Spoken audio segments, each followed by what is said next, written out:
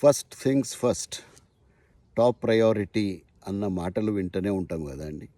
అసలు మనము ప్రయారిటీ అన్నది దేనికి ఇస్తున్నాము అంటే అత్యవసరమైన విషయాల మీద మన యొక్క దృష్టి అన్నది పెట్టుడు అన్నమాట ప్రయారిటీ అంటే.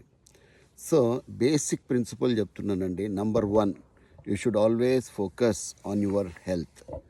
ఏది ఏమైనా సరే, మన దగ్గర ఎన్ని పైసలున్నా, ఎంత పరపతి ఉన్నా, ఎంత ఏమంటారు సొసైటీలో గుర్తింపు పేరు ఉన్నా కూడా ఫస్ట్ పాయింట్ ఏదంటే హెల్త్ అన్నది లేకపోతే వేస్ట్ అండి.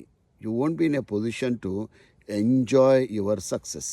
కాబట్టి ఫిజికల్ హెల్త్ ఒకటి చాలా ఇంపార్టెంట్. రెండవది mental health, emotional health, social health, ఇవన్నీ కూడా వస్తాయి. స్పిరిచువల్ హెల్త్, ఇవన్నీ కూడా ఒక సమపాళ్ళల్లో ఉండాలి. And number 2, relationships. ఇక నేను స్ట్రాంగ్గా ఉన్నా, గట్టిగా ఉన్నా, నాకు ఎవరు అవసరం పడదులే అన్నది కాదు. అంటే ఒకరి అవసరం కోసమే కాదు రిలేషన్షిప్ చేయడం అనమాట. It should be unconditional. ఇప్పుడు పాతకాలంలో ఆ రిలేషన్స్ ఎందుకంటే అంత స్ట్రాంగ్గా ఉండేవి. వాళ్ళు ఏది కూడా మనసులో పెట్టుకొని చేసేవాళ్ళు కాదు. అంటే ఎట్లా అంటే ఇవాళ రేపు ఎట్లుంది, నా ఇంటికి వస్తే ఏం తెస్తావు, నీ ఇంటికి వస్తే ఏం పెడతావు అన్నట్టు కాకుండా అప్పుడు జెన్యున్గా రిలేషన్షిప్స్ ఉండేవి. వాటి మీద మనం దృష్టి పెట్టాలి. ఎందుకంటే దాన్ని అంత తక్కువ అంచనా వెయ్యకండి. బంధుత్వం అన్నది చాలా ఇంపార్టెంటు. కాకపోతే ఎవరితో ఎంత ఉండాలో అంత ఉండడం నేర్చుకోవాలి. మూడవది సెల్ఫ్ గ్రోత్. ఇక అందరినీ మనం డెవలప్ చేస్తున్నాం. కొంతమంది ఉంటారు మహానుభావులు, వాళ్ళకు ప్రపంచమంతా వసుదైక కుటుంబం అంటారు. వాళ్ళు మంచిదే, తప్పని కాదది. కానీ ఇంట్లో మాత్రం పరిస్థితి మంచిగా ఉండదు. ఫస్ట్ మనము ఇల్లు చక్కబెట్టుకోవాలి, తర్వాత బయటికి వెళ్ళాలి. అవునా కదా? ఇంట గెలవాలి, తర్వాత రచ్చ గెలవాలి అన్న ఒక సామెత అన్నది ఉంది. సో సెల్ఫ్ గ్రోత్, మీ మీద మీరు ఖర్చు పెట్టండి. మీ యొక్క డెవలప్మెంటు, మీ యొక్క ఇన్వెస్ట్మెంట్సు, మీ యొక్క ఫ్యామిలీ ఫ్యూచరు, మీ యొక్క భవిష్యత్తుకి తగ్గ ఏమంటారు అది ఇన్వెస్ట్మెంట్సు, సెక్యూరిటీ, భద్రతలు ఇవన్నీ కూడా కల్పించుకోవాలి. This is called self growth, right? ఇంకొంతమంది ఉంటారండి ఇందులో, కొద్దిగా ఒక్కొక్క అడుగు ముందుకెళ్తారు. మా చెల్లెళ్ళ పెళ్ళిళ్ళన్నీ చేసినానండి, తమ్ముళ్ళ పెళ్ళిళ్ళన్నీ చేసినానండి. ఒక ఆవిడ చెప్పిన మాట, నేను మాత్రం పెళ్ళి కాకుండా ఉండిపోయినానండి, ఇప్పటికే నాకు 55 ఏళ్ళు వచ్చేసినాయి, ఇక అంతే అయిపోయింది. అట్లా కాదమ్మా, మీ యొక్క జీవితం గురించి కూడా మీరు చూసుకోవాలి.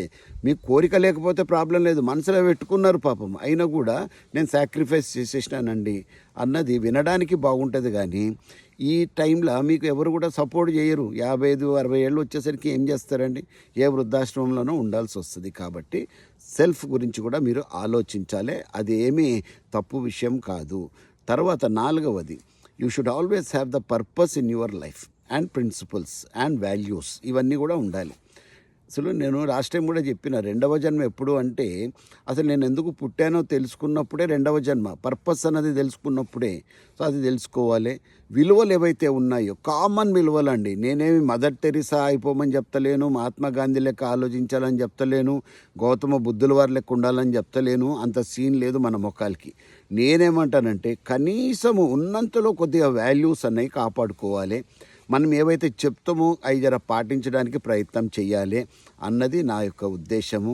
సింపుల్గా చెప్పాలంటే బైబిల్లో ఒక మాట ఉంటుంది, నిన్ను నువ్వు ఎంత ప్రేమిస్తావో నీ పొరుగువాన్ని కూడా గంతే ప్రేమించిపోయి. ఎంత మంచి మాట అండి. లవ్ దై neighbour as you love your self. Simple funda, అంతే. ఇక దాంట్లో మనం పెద్ద పెద్ద విలువల గురించి చెప్పాల్సిన అవసరం లేదు. That's all. నిన్ను జనాలు ఎట్లా ట్రీట్ చేయాలనుకుంటున్నావో నువ్వు అట్లా ట్రీట్ చేయడమే, అంతే. That is what values I call, right? And ఆ తర్వాత టైం. చాలామంది టైం అనేసరికి విలువ లేకుండా పోతూ ఉందండి. నేను చెప్తున్నా మిత్రులారా, చాలామంది ఒక డైలాగ్ అంటుంటారు, టైం ఈజ్ మనీ అనేసి. కాదు, time is more than money అంటాను నేనైతే. అసలు ఎందుకంటే పైసలు పోతే సంపాదించుకోవచ్చు, సమయం దాటిపోయిన దాన్ని ఎవ్వరం కూడా తిరిగి తెచ్చుకోలేము. కాబట్టి సమయానికి విలువ ఇవ్వండి, ఊరికే వేస్ట్ చేయకండి. ఎంతమంది అండి అబ్బాబ్బాబ్బా సమయాన్ని ఎట్లా వృధా చేస్తున్నారంటే, ఎవరో ఒక సినిమా హీరో వస్తే లక్షల మంది వెళ్ళిపోవడం అండి. అంత అవసరమా? మీకు భవిష్యత్తు లేదా? మీ సమయానికి మీరు ఇజ్జత్ ఇస్తలేరా? పనికి మాలిన విషయాలకి సమయాన్ని వెచ్చిస్తూ ఉంటారు. కొంతమంది అసలు ఏం చేస్తున్నావు బాబు అంటే ఖాళీగా ఉన్నాను సార్ అంటారు. అరే నాకు ఉన్న టైమే సరిపోతలేదు, మాకు ఇంకొద్దిగా ఎక్స్ట్రా ఉంటే మంచిగా ఉండి అనిపిస్తుంటుంది. ఖాళీగా ఎట్లుంటారండి? సమయాన్ని మేనేజ్ చేయండి, సమయాన్ని ఉపయోగించుకోండి. ఎందుకంటే ఒక పెద్దాయన చెప్పినట్టుగా ద బ్యాడ్ న్యూస్ ఏందంటే time is flying, the good news ఏంటంటే యు ఆర్ ద పైలట్. సమయం ఎగిరిపోతానే ఉంటుంది, కానీ గుడ్ న్యూస్ ఏంటి, యు ఆర్ ద పైలట్. అది మన చేతుల్లో ఉంది, దాన్ని మనం మేనేజ్ చేసుకోవాలి. ఆ తర్వాత ఫైనాన్షియల్ ఫ్రీడమ్, స్టెబిలిటీ అంటారు చూసిండ్రా, ఇది లేదు చాలామందికి. ఏదో నెల గడిస్తే చాలనుకుంటుండండి. ఈ నెలంతా అయిపోయింది, జీతం వస్తుంది, మళ్ళా నెల. అది కాదు కదా. సడన్గా ఏం ఖర్చులు పడతాయో తెలియదు, ఎలాంటి అవసరాలు ఉంటాయో తెలియదు. మనం జీవితాన్ని జీవిస్తలేమండి. చాలా మటుకు ఈ బతుకుబండిని లాగుతున్నాం. అట్లుండద్దు పరిస్థితి. జీవించడం నేర్చుకోండి జీవితాన్ని. అప్పుడు ఏం చేయాలి, ఫైనాన్షియల్ లిటరసీ అనేది మనం తెలుసుకోవాలి, దాని మీద జ్ఞానం పెంచుకోవాలి. ఏ స్కూల్లో ఏ కాలేజీలో కూడా చెప్తలేరు.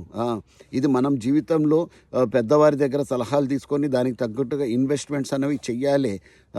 ఇప్పుడు ఒక వయసు దాటిన తర్వాత ఎవరు మనకు రారు. ఇప్పుడు గవర్నమెంట్ ఎంప్లాయీకి అయితే పెన్షన్ వస్తుందండి, ప్రైవేట్ ఉద్యోగాలకు ఏమొస్తుందండి? మీరు 50 లోపు మీరు సెటిల్ అయిపోవాలి లైఫ్లో ఫైనాన్షియల్గా. ఆ ప్రకారంగా ప్లాన్ చేసుకోండి. ఇది కాకుండా last but not least contribution ఉండాలి సార్.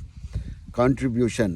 నేను ఒకసారి 15th ఆగస్టు నన్ను అదేది ఫ్లాగ్ హాయిస్టింగ్ చేయమని పిలిచినారనమాట. వెళ్ళి ఒక మెసేజ్ ఇవ్వాలి కదా. మళ్ళీ అక్కడ చాలామంది ఉన్నారు. నేను అడిగిన, బాబు అందరం చేస్తున్నాము స్వతంత్రాన్ని, మనం ఎంజాయ్, మన పండుగ, జాతీయ పండుగ ఇది, చాలా సంతోషం.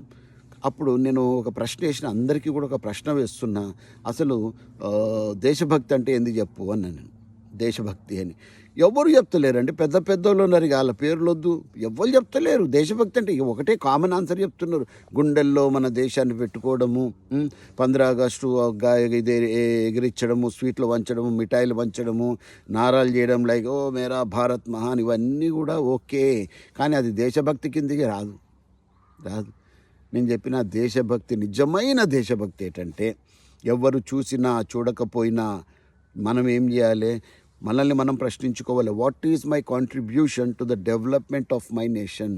నా కాంట్రిబ్యూషన్ ఏంది, నేను ఏమి ఇస్తున్నా నా దేశం కోసము, ఎలాంటి సేవ చేస్తున్నా నా దేశం కోసము అని ఆలోచించినప్పుడు అది నిజమైన దేశభక్తి అవుతుంది మిత్రులారా. అప్పుడంటే మన స్వాతంత్ర సమర పోరాట యోధులు తన ప్రాణాలను అప్పగించినారు. ఇప్పుడు అవసరం లేదు కదా.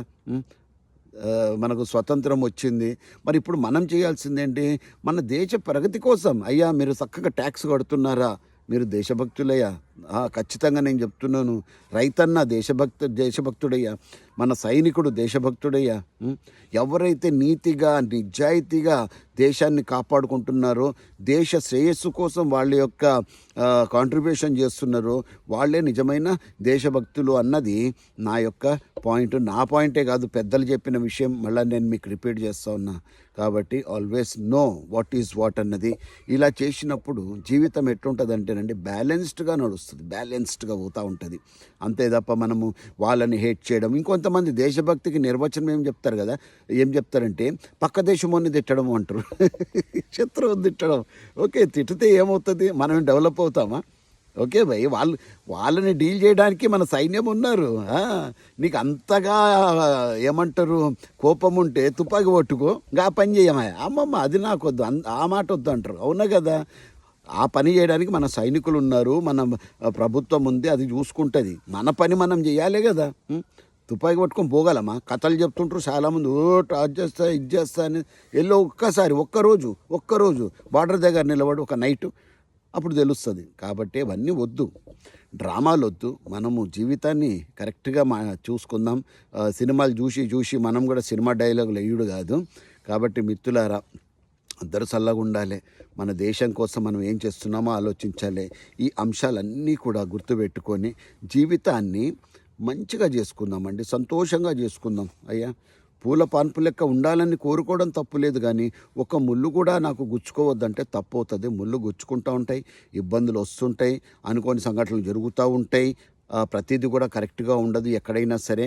వాటన్నిటిని కూడా దాటుకొని మనం ముందుకు వెళ్ళాలి, భయపడి ఉండిపోకూడదు. మా మిత్రులు సిరివన్నెల సీతారామశాస్త్రి గారు అన్న మాటలు చెప్పి నేను ముగిస్తాను. దేహముంది, ధైర్యముంది, నెత్తురుంది, సత్తు ఉంది, ఇంతకన్నా సైన్యముండునా. ఆశని అస్త్రమవును, శ్వాసని శస్త్రమవును, ఆశయమ్ము సారథవునురా. చూస్తురండి, దేహం ఉంది, అన్నీ ఉన్నాయి, మనకి నెత్తురు ఉంది, సత్తు ఉంది. కంప్లైంట్లు చేయడం ఎందుకండి? ఇంకా కరోనా దాటుకొని వచ్చిన వాళ్ళమే కదా మనందరం కూడా ఇలా బతుకున్నామంటే ఎస్, మనం విజేతలమే. మరి దాన్ని ఏ ప్రకారం ఉపయోగించుకుంటున్నాం? ప్రకృతి మనకి ఇంకొక అవకాశం ఇచ్చింది, బతుకురా బిడ్డ అనేసి. మరి ఈ బతుకుని ఏ ప్రకారంగా మనము వాడుకుంటున్నాము అన్నది తెలుసుకోవాలి. కాబట్టి మనం పోరాటం చేయాల్సిన టైంలో చెయ్యాలి, ఆలోచించాల్సిన టైంలో ఆలోచించాలి.